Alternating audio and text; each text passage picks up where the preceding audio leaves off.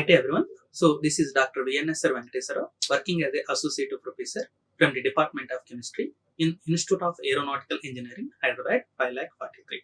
So today I would like to give the important topic of the rubbers, nothing but synthetic rubbers. It involves the Buna-S, nothing but styrene butadiene rubber. After that we discuss about the Thiokol. So okay, first of all we discuss about the what are the contents present in the today's topic. So first of all, the topics involved in today's content for each and every rubber, that may be either Buna-S or Thiokol rubber. First of all, we see preparation, properties and applications of individual rubbers. So let us start with the Buna-S.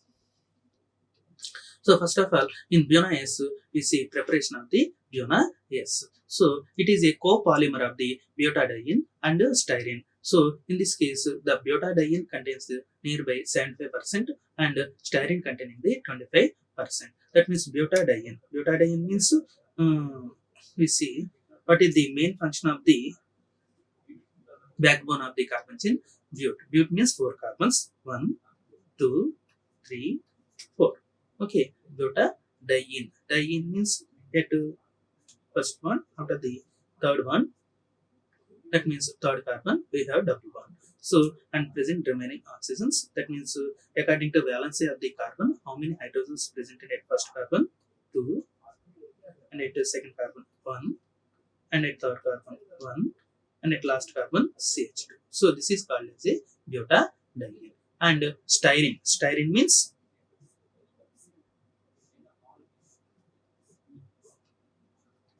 the benzene ring containing a phenyl group. That means CH double bond CH2. So this is the structure of the styrenes and butadiene. So out of two, the butadiene containing nearby 75%, that means 3 by 4 percentage, and the styrene containing nearby 25%. That means this is the 3 by 4 percentage of the butadiene and 1 by 4 percentage of the styrene involved in the preparation of the Buna-S. Okay, so in the early days of its synthesis, sodium was used as a catalyst. So most probably the sodium is used as a catalyst in the process of the Buna-S. So what is the catalyst? Catalyst is nothing but in order to improve the rate of the chemical reaction. So without participating in the product formation. So that is the condition. What is the catalyst? Catalyst is nothing but to improve the rate of the reaction, but it cannot involve the product formation. So that is the definition of the catalyst. So what is the rate of the reaction? Rate is nothing but increasing the concentration of the products with respect to time, or decreasing the concentration of the reactants with respect to time. So that is nothing but a rate of the reaction. So such rate can be developed by the catalyst. So in this preparation of the Buna-S, sodium is used as a catalyst. Okay, so that's why hence the name means Bu means butadiene. Bu means butadiene, and Na means the symbol of sodium. The symbol of sodium. Okay, and S means styrene. Now all of you understand why it is called Buna-S.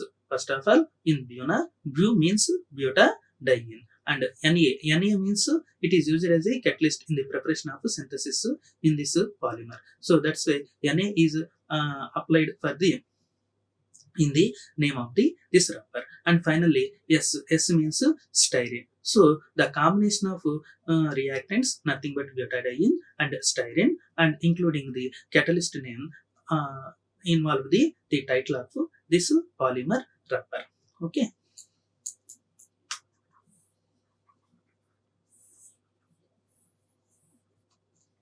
So, and the alternative name of this rubber is nothing but a GRS. So, GRS is nothing but a government rubber styrene. The full form of the GRS is nothing but a government rubber styrene, or SBR. SBR means styrene butadiene rubber. So, this is also obtained from the reactants which are present in the involvement of this rubber. So, totally it have the 3 names. First one is Buna-S,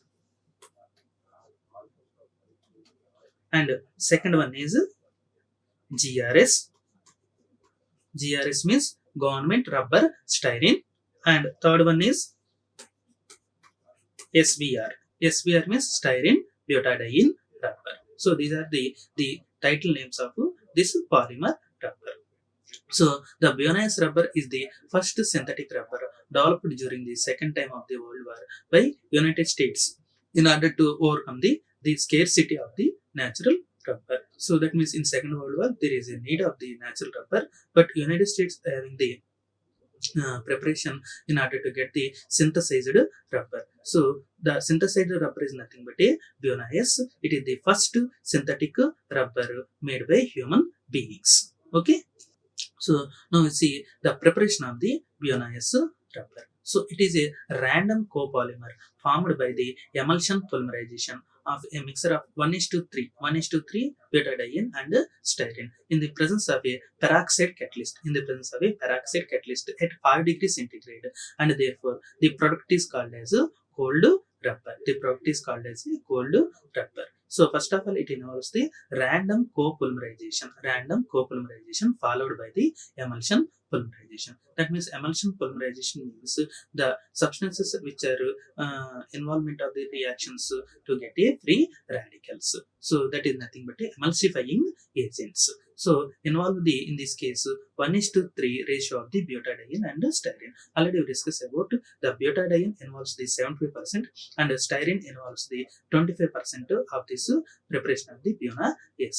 So and involved catalyst is nothing but a peroxide catalyst. So this is about the conditions of the reaction.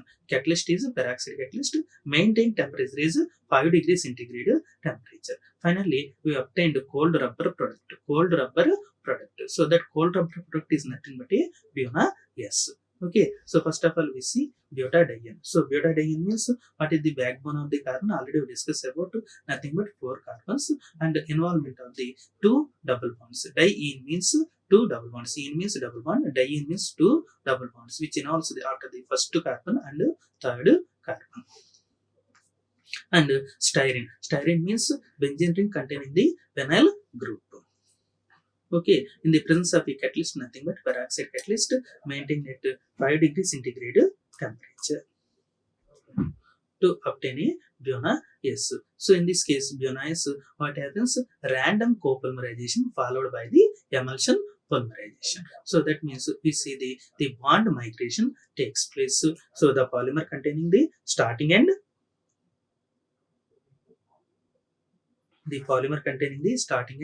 and ending end. Okay, after that we see the double bonds are migrated towards the next occurring carbon. So that means the first double bond shift towards the second carbon double bond, and the single bond migrates towards the next step, and in between there is a linkage between the butadiene and styrene.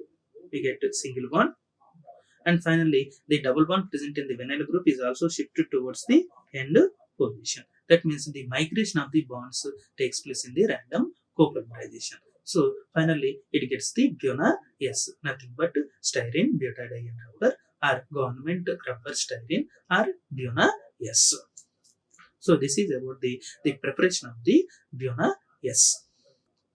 Now we see what are the properties of the Buna-S. So first of all, it is a strong and tough polymer. That means mechanically very stable and physical strength is high. And the rubber can be vulcanized similar to the natural rubber using either sulphur or sulphur monochloride. So this is about the vulcanization process of Buna-S. Like in natural rubber, in order to get stability because of the cross-linking of the rubber, the same phenomena will also obtain in the case of the Buna-S undergoes vulcanization with sulphur or sulphur monochloride. Okay, so it is a good electrical insulator. So generally these polymers behave as a insulators. That's why this Buna-S rubber is also good electrical insulator, and it possesses excellent abrasion resistance. That means there is no scratches and takes place on the rubber, and it is resistant to chemicals but swells in oils and attack even traces of ozone present in the atmosphere. Basically, it is resistant to chemical. That means chemically inert. but swells in oils. That means swells means expansion takes place with the presence of the oils and attacked by the even traces of the ozone present in the environment. So ozone is nothing but which is the gas present in the atmosphere, and pharma is nearby O3. So if it is reacts with the ozone present in the environment, so what happens? Swelling takes place, nothing but expansion of the rubber takes place.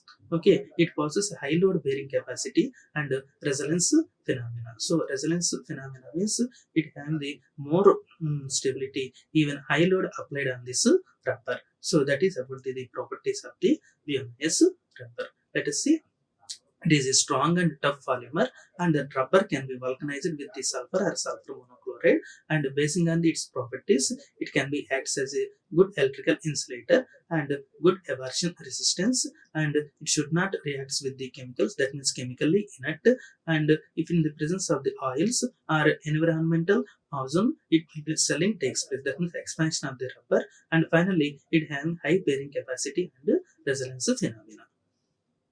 Now, let us see applications of the Buna-S. The major applications of the styrene butadiene rubber is manufacturing of the tires. Tires are used for the transportation purpose. Almost all the tires are made with the Buna-S, and it is used in the footwear industry for making shoe soles and footwear components. Because of the bottom of the shoe should be very hard, that hard rubber should be made with the Buna-S, and it is also used for making wires and cable insulator, because the Buna-S acts as a insulating material. So that's why it is used for the manufacturing of wires, cables, and insulators. And it is also used for the production of floor files, tank linings, and chemical industries. Because of the it is resistant to chemicals, it should be used for the production of floor files and the petrol and diesel tanks in order to prevent the leakage of the tanks and chemical industries.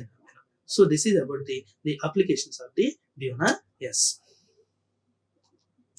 After that, we move to second Thiokol rubber as per our syllabus. So that is nothing but a Thiokol rubber. So Thiokol is prepared by the condensation polymerization of sodium polysulfide and ethylene dichloride. So first of all, we see condensation polymerization.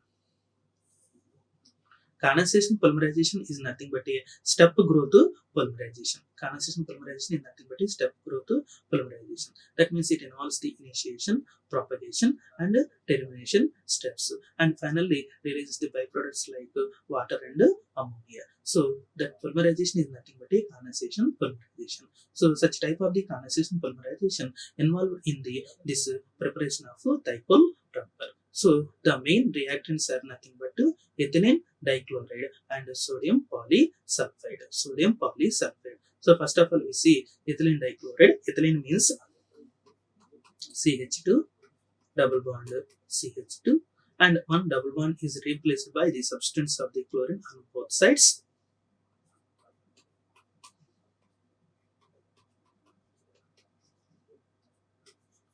So this is the structure for ethylene dichloride. So after that, we see the sodium polysulfide. Sodium polysulfide. That means the main reactants are one is ethylene dichloride and second one is the polysulfide. So these two reactants involved 1,2-dichloroethane. 1,2-dichloroethane. That means with respect to numbering, first position and second position. And totally 2 chlorine atoms present on this ethylene. So that's why it is called as 1,2-dichloroethylene. And sodium polysulfide. That means this 1,2-dichloroethane reacts with the sodium polysulfide on heating. Delta means on heating we get a Thiokol rubber. So in this case also, what is the byproduct? Nothing but sodium chloride. Sodium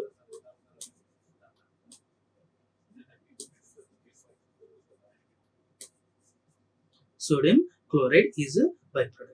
That means when n moles of the 1,2-dichloroethane reacts with the n moles of the sodium polysulfide to give Thiokol rubber, where n represents the degree of polymerization. Okay, and byproduct is nothing but a n moles of sodium chloride. Okay, so this is about the preparation of the Thiokol rubber. After that, we see the properties of the Thiokol rubber. So the properties of this rubber depends on the length of the aliphatic groups and number of the sulfur atoms present in the substructure. So that means it should be mainly depends upon the aliphatic groups. Aliphatic means chain-like structure and the total number of the sulfur atoms. Okay, so the polymer behaves like elastomers when four sulfur atoms present are greater than are present for the monomer.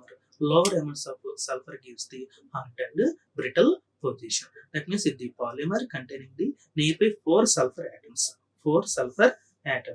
it can act as a elastomer. Elastomer means the substance comes to its original shape after the removal of applied stress.